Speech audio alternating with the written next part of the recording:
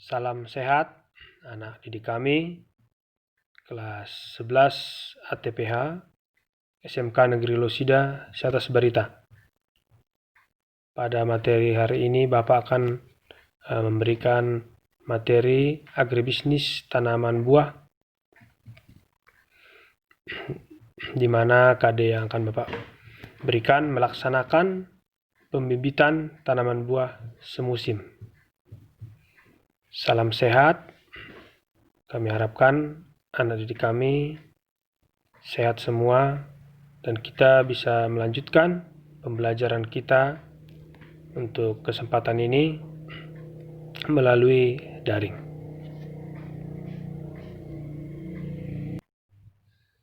Melaksanakan pembibitan tanaman buah semusim, di mana kompetensi dasar yang akan kita pelajari ada pemilihan lokasi pembibitan, faktor-faktor yang mempengaruhi keberhasilan pembibitan, rumah pembibitan, penyiapan media semai, memberi perlakuan, benih yang akan disemai, penyemaian benih, pemeliharaan pembibitan, dan pembibitan tanaman. Dan diharapkan siswa kami sehabis mempelajari materi kita ini mampu melaksanakan pembibitan tanaman buah semusim. Pembibitan merupakan salah satu faktor penentu keberhasilan dalam budidaya tanaman. Dengan menggunakan bibit yang baik, maka akan dihasilkan tanaman yang baik pula, sehingga menghasilkan produksi yang optimal. Sebaliknya, jika menggunakan bibit yang jelek, maka akan dihasilkan tanaman yang jelek. Tujuan pembibitan adalah menyediakan bibit yang baik, yaitu sehat, seragam, dan normal pertumbuhannya, menggunakan sarana yang memadai dengan waktu dan jumlah yang ditetapkan. Artinya, pembibitan adalah tempat menanam benih atau bibit yang bersifat sementara, di mana tanaman muda ini dipelihara sampai saat dipindah ke lapangan. Untuk itu, pemeliharaan harus dilakukan secara rutin, meliputi bagaimana cara kita mengatur intensitas matahari, suhu lingkungan, mengatur kelembapannya, menjaga kesehatan tanaman dan kebersihan lingkungan, sehingga bibit tumbuh sehat, normal sesuai yang kita inginkan. Pemilihan lokasi pembibitan. Dalam pemilihan lokasi pembibitan, ada hal yang perlu kita perhatikan, antara lain tempat, jalan, drainase, air, dan tanah. Untuk tempat, pemilihan tempat pembibitan merupakan hal yang sangat penting untuk menyediakan kondisi optimal sehingga menghasilkan bibit yang berkualitas.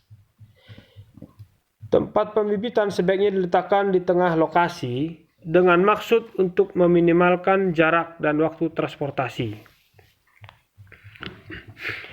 Untuk jalan, lokasi pembibitan dipilih tempat yang tidak terisolasi dan mempunyai jalan yang cukup lebar dan kuat agar kendaraan dapat lewat pada periode penanaman. Diusahakan jarak antara jalan angkut ke bedeng pembibitan itu tidak terlalu jauh, maksimal 50 meter. Drainase, lokasi sebaiknya tidak terkena banjir karena akan merusak pembibitan dan bangunan, atau adanya air yang tergenang merupakan awal stres pada bibit dan ketidakseimbangan nutrisi. Pilihlah lokasi yang agak tinggi dari aliran air utama, atau pastikan bahwa ada saluran air keluar yang membantu sistem drainase.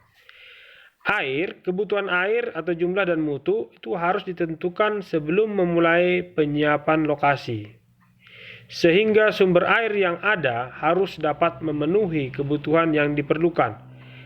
Apabila jika kualitas air diragukan, maka contoh air sebaiknya dianalisis dulu untuk menentukan kandungan sedimen dan polutan atau bahan kontaminan. Tanah pada lokasi pengisian polybag harus berkualitas baik. Sifat-sifat tanah untuk pembibitan air gembur dengan tidak lebih 60% dan bebas kontaminasi. Tanah untuk pengisian polybag harus disaring untuk menghilangkan kotoran, batu, ranting, tanaman, dan gumpalan besar. Faktor-faktor yang mempengaruhi keberhasilan pembibitan. Yang pertama itu faktor internal. Faktor internal adalah faktor itu sendiri. Yang tergolong faktor internal adalah yang pertama kesehatan benih. Benih yang kurang sehat memungkinkan tumbuhnya relatif rendah atau menyebabkan kematian bibit dalam persemaian. Maka benih yang berwarna dan bentuknya menyimpang sebaiknya dibuang atau disisihkan karena benih tersebut kemungkinan besar tidak sehat. Yang kedua, daya kecambah. Benih yang disimpan terlalu lama akan menurunkan daya kecambah benih. Benih yang baik memiliki daya kecambah lebih dari 80%. Untuk mempercepat daya kecambah benih dapat dilakukan perendaman dengan air hangat. Yang kedua adalah faktor eksternal. Yang termasuk faktor eksternal adalah air, udara, temperatur, cahaya, dan cara peletakan benih. Air itu penjelasannya benih yang tumbuh dalam persemaian memerlukan air yang cukup. Kekurangan air dapat mengakibatkan proses perkecambahan lambat dan akhirnya kegiatan persemaian menjadi gagal. Terdapat beberapa cara yang dilakukan untuk memberikan air yang cukup selama perkecambahan seperti merendam benih pada air sebelum kita semaikan, mengecambahkan benih dengan air yang mengalir, atau menyiram secara berkala. Udara dalam perkecambahan benih memerlukan udara yang cukup.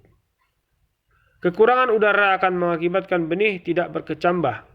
Kondisi persemaian yang menyediakan cukup udara dan air merupakan kondisi yang ideal bagi proses berkecambahan benih. Temperatur benih dapat berkecambah dengan baik dan normal menghendaki kondisi temperatur yang cukup hangat. Beberapa tanaman memerlukan temperatur yang tinggi dalam perkecambahannya. Pada daerah yang dingin, untuk menciptakan kondisi yang cukup hangat dan tidak terjadi fluktuasi temperatur, bedengan diberi sungkup plastik. Untuk cahaya, beberapa jenis tanaman berkecambah dengan baik apabila tidak ada cahaya sehingga dalam penyemaian selalu ditutup dengan media semai. Tetapi ada beberapa tanaman yang tidak dipengaruhi. Selanjutnya cara peletakan benih.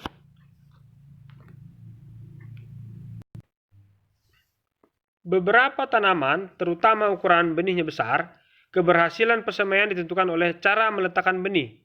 Meletakkan benih terbalik dengan bagian tempat tumbuh akar di atas akan mengurangi keberhasilan persemaian.